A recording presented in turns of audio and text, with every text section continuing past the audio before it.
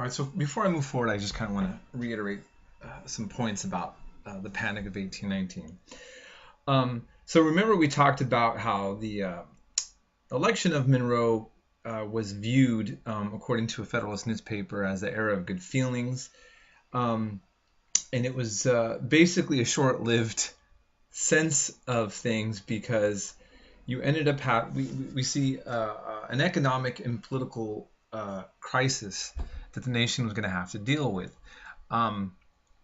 You don't have wars without costs, and then you have new sets of issues that were occurring, such as what to do with the expanding of territory. And so in terms of the economic situation, it was devastating at this time. And sometimes, you look at a situation like this, and I wonder what would have happened had there not been territory for people to kind of expand or to leave to. Could it have created another kind of revolutionary fervor? The textbook on page 213 mentions that in Philadelphia, 3 out of 4 workers lost their jobs. That's whoa, right?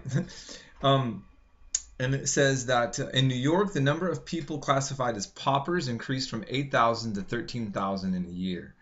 So this was huge, okay? A big deal. And the issue of banks, right? Aren't we also, the controversy of banks, and we're going to see this going back to when we cover Andrew Jackson. That becomes a major part of his legacy, the battle with the banks. And it's going to make him popular, as it said at the end of that last video clip, in his challenging of banks. And globally, banks have always been controversial. And maybe, I don't know, for some of you, it might just seem very natural. We have a bank that you put money in, and then you pull it out, and it's safe, and that's good. But the idea of a bank is a human construct, and it has been controversial. Bertolt Brecht, a German communist, he had a line, something to the effect of, "What's the difference between robbing a bank and the founding of a bank?" Okay, now, for communists, they're inherently against capitalism. That makes sense, but actually, if you take that quote that he said, many of our politicians, such as Andrew Jackson, that could have easily been a quote from Andrew Jackson or some other, and even now, maybe even somebody from the far right that just is upset with him. And then we look at the bank bailout that we had take place now, and how even though they were bailed out with our tax money, that started with Bush, by the way, and was continued by Obama. So you can't really pin that on one president or party in the United States, by the way. Just look that up. But here then we see the house foreclosure crisis. Bankers don't have a good reputation, but they have power, right? Okay, so just something I wanted to throw your way.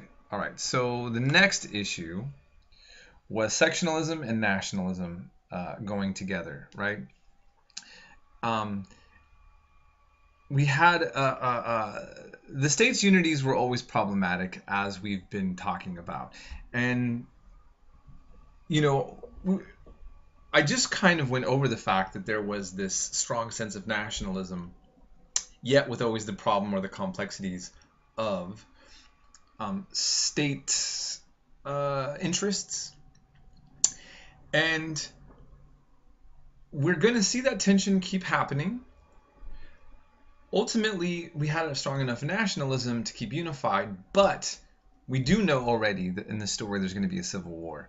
And we've already seen little bumps in the road, with various parts of states having conflicts with the federal government. So it's there. It's very apparent. And the real big issue is the slavery question. Okay? When new states are going to be formed, are they going to be slave states? Are they going to be free states? And Missouri, there was that question: is it going to be a slave state as a new state, or is it not? And it already had been established. There was this big conflict about what should be done, and ultimately the compromise was to come up with prohibiting slavery in the Great Plains. It's upper dark green, if you see up here, and permitting it in Missouri, okay, and the Arkansas Territory, okay. So that was the compromise. Now, ultimately, this preserved the Union, but it's going to lay the seeds for the problem that we're going to see come up over and over again. Now, I started off with my lecture talking about Into the Mythic and the idea of the founders and Jefferson dying. I kind of wanted to set the tone of where we were going, but Jefferson is still alive at this time. And looking at this, Thomas Jefferson wrote a friend that the crisis struck him as a, quote, fire bell in the night.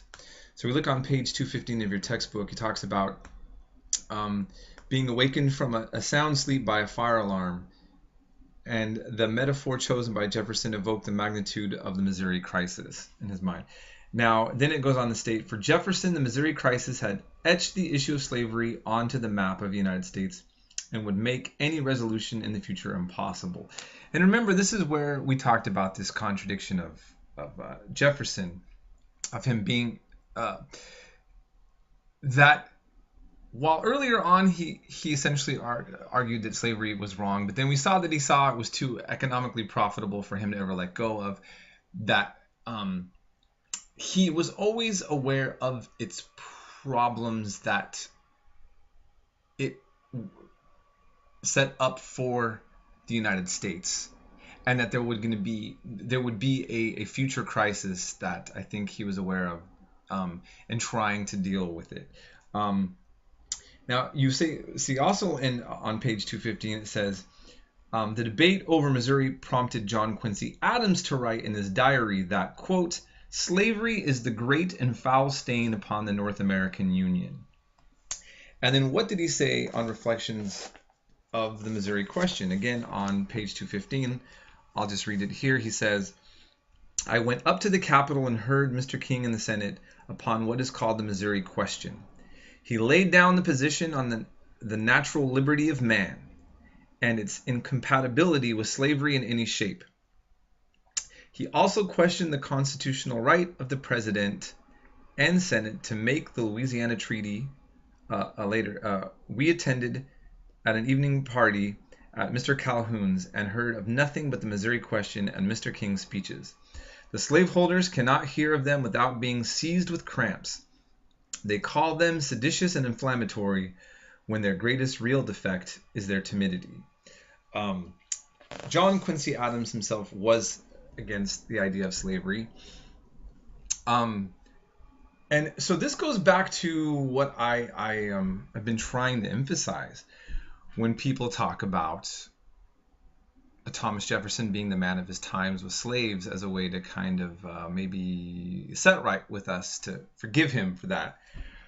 I just want to point out again that this was a debate all the way back then. John Quincy Adams was also a man of his time, and he called this a foul stain upon the North American Union. And so I think it's fair to say that as Americans now reflect more on the evils of slavery, they shouldn't be seen as a kind of anti-American, anti-patriotic sentiment if we're going to realize the fact that some of our early founders had the same kind of opinions. I think that's fair, right? I mean, that's just a perspective that I want to throw out there to your way. That there was a side of America that thought it was very wrong, and there was a side that justified it. But one thing, though, that is unfortunate that we'll also see through this debate, which I want to remind us, the debate over slavery was never the debate over racism. Okay, let me restate this. The debate over slavery was never a debate over racism. Most slave owners, I think you could argue, and the anti-slavery camp equally had racist views about blacks. The difference is what they thought a human being should do to another human being. So there wasn't this idea that blacks should be able to be a part of white society, that they were unfairly put in a situation of subjection or humiliation, or that there was not this argument that they were capable of doing all the things that the rest of the population could do. And this is going to lead to some of the problems that I think that we'll see that's left over now in American politics, is that the slavery debate really never addressed the racism debate. Okay, so that's another thing I just wanted you to kind of think about. Okay, so I'm going to stop there and I'll move on to the next section, the big topic of the Monroe Doctrine. Okay.